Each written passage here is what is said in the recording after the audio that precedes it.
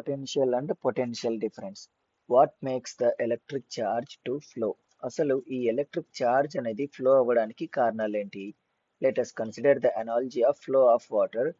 Charges does not flow in a copper wire by themselves, just as water in a perfectly horizontal tube does not flow. So ఏంటంటే ఇక్కడ water flow అయ్యే విధానాన్ని మనం example గా తీసుకున్నట్లయితే, for example copper wire మనం తీసుకుంటే ఆ కాపర్ వైర్ లో ఎలక్ట్రాన్స్ అనేవి దానంతట అవే ఫ్లో అవ్వవు కదా.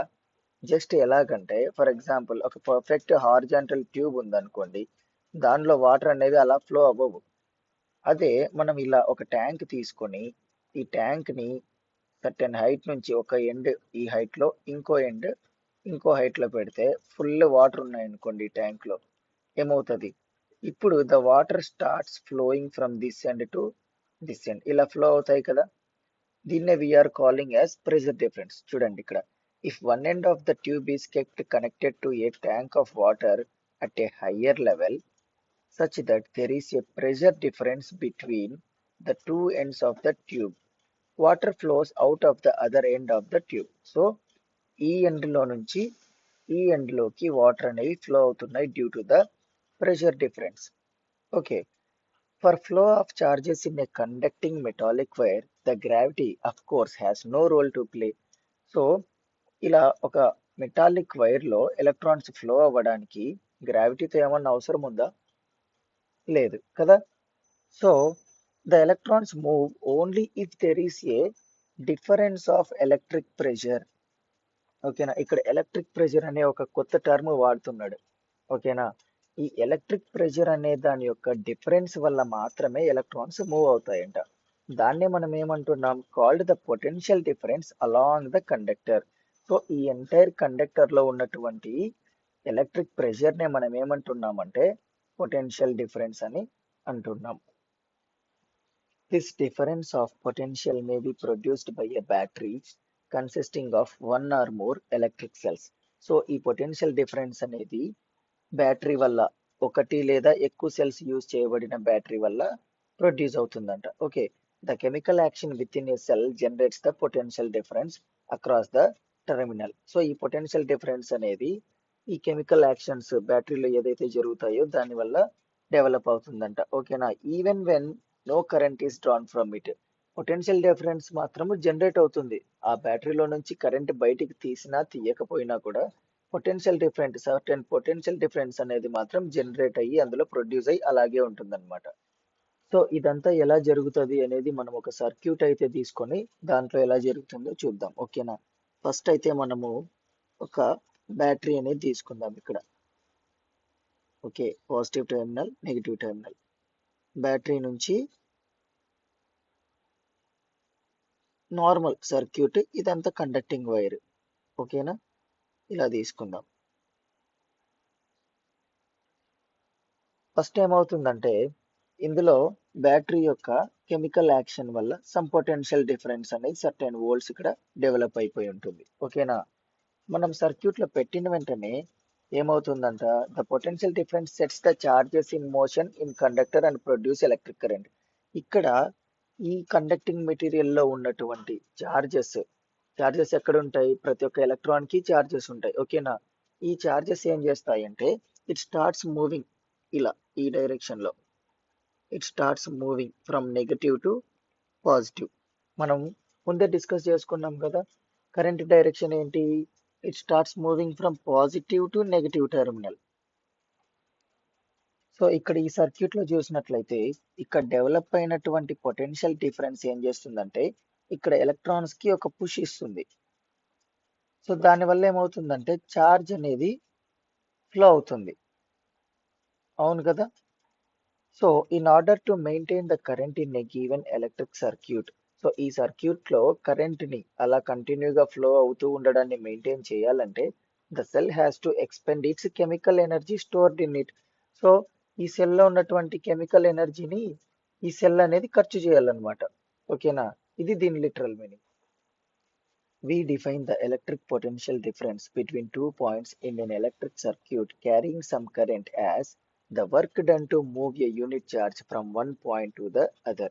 సో పొటెన్షియల్ డిఫరెన్స్ ని ఎలా డిఫైన్ చేస్తున్నారంటే electric circuit carrying some current, అంటే 2 పాయింట్స్ మధ్యలో ఒక ఎలక్ట్రిక్ సర్క్యూట్ లో సమ్ కరెంట్ అనేది క్యారీ చేస్తూ ఉన్నప్పుడు work done to move A unit charge, అంటే ఒక యూనిట్ ఛార్జ్ ని ఒక పాయింట్ నుంచి ఇంకో పాయింట్ కి మూవ్ చేయడానికి అవసరమైనటువంటి వర్క్ డన్ ని పొటెన్షియల్ డిఫరెన్స్ అంటున్నాం. ఓకేనా? సో సింపుల్ గా ఈక్వేషన్ ఎలా ఇస్తున్నారంటే potential difference V equal to work done to move the unit charge. So V equal to W by Q.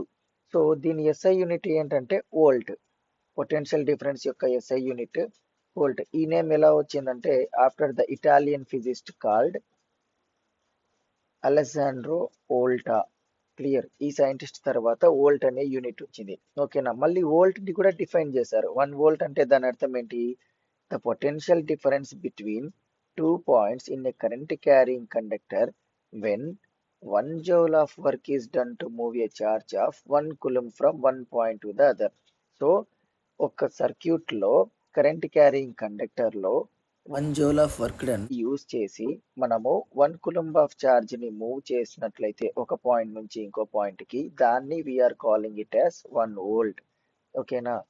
So 1 volt equal to 1 joule per 1 coulomb. Clear? ఈ విధంగా equation అయితే ఇచ్చారు. Okay.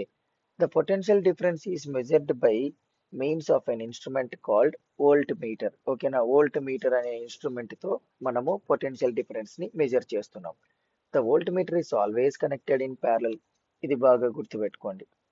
The volt meter is always connected in parallel across the points between which the potential difference is to be measured. మనం ఏ point లో అయితే potential difference అనేది measure చేయాలనుకుంటున్నామో అక్కడ తప్పనిసరిగా వోల్ట్ మీటర్ అనేది ప్యారలల్ లో మాత్రమే కనెక్ట్ చేస్తాము. క్లియర్ కదా? సో ఇక్కడ ఎగ్జాంపుల్ 11.2 ఇచ్చారు చూడండి. How much work is done in moving A charge of 2 coulomb across 2 points having a potential difference 12 volts. So ఇక్కడ ఏమేమి ఇచ్చారంటే work done in moving A charge of 2 coulomb మనం find out చేయాలి. ఎక్కడ move అవుతుందంటే ఈ 2 coulomb అనేది 12 volts difference ఉన్నటువంటి ఈ 2 points మధ్యలో మూవ్ అవుతుందంట. ఓకేనా? సో ఇక్కడ గివెన్ డేటా ఏమి ఇచ్చారు మనకి? చార్జ్ Q ఎంత ఇచ్చారు? 2 coulombs. ఓకే.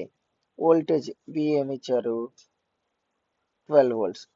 మనం ఆల్రెడీ ఫైండ్ అవుట్ చేసాం కదా, V equal to work done to move unit charge. So 12 volts is equal to మనం వర్క్ డన్ కదా ఫైండ్ అవుట్ చేయాలి. చార్జ్ వాల్యూ ఆల్రెడీ 2 coulombs ఇచ్చారు. So work done equal to 24 joules. Next మనం public examination కానీ చూసినట్లయితే question number 7 చూసినట్లయితే almost మనకి only symbols మీదనే, that from the chapter of electricity నుంచే మనకి అడగడానికి అవకాశాలు అయితే ఎక్కువగా ఉన్నాయి. అవును కదా?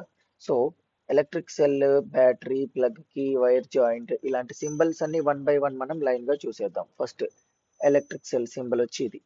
Next battery are a combination of cells. ఒక్క సెల్ కి ఇది సింబల్. బ్యాటరీ అంటే కాంబినేషన్ ఆఫ్ సెల్స్. ఓకేనా? నెక్స్ట్ ప్లగ్ కి స్విచ్ ఓపెన్ అంటే ఇలా బ్రాకెట్ ఉంటుంది, మధ్యలో ఏమీ ఉండదు. అదే ప్లగ్ కి స్విచ్ క్లోజ్డ్ అంటే మధ్యలో ఒక డాట్ ఉంటుంది. నెక్స్ట్ వైర్ జాయింట్ అంటే ఇలా ఒక డాట్ ఉంటుంది. వైర్ క్రాసింగ్ వితౌట్ జాయినింగ్ అంటే ఈ వైర్ ని ఇలా క్రాస్ అవుతుంది అనమాట, జాయినింగ్ లేకుండా. Okay. Next electric bulb symbol ఇలా. రెసిస్టర్ సింబల్ అందరికీ తెలిసిందే ఇది. వేరియబుల్ రెసిస్టెన్స్ లేదా రియోస్టాట్ అంటే పైన ఒక ఆరో మార్క్ వస్తుంది లైక్ దిస్, ఆర్ ఇలా కూడా. Both are same. Ammeter, voltmeter. ఈ సింబల్స్ మాత్రం గ్యారంటీగా మనం ఖచ్చితంగా చూసుకొని వెళ్ళాలి ఎగ్జామ్ కి. సో ఈ 11 సింబల్స్ నుంచి మనకి 1 మార్క్ అయితే మన పాకెట్ లో ఆల్రెడీ ఉన్నట్టే. సో మనము 49 మార్క్స్ కి మాత్రమే ప్రిపేర్ అవుతాం ఇంకా. ఓకే.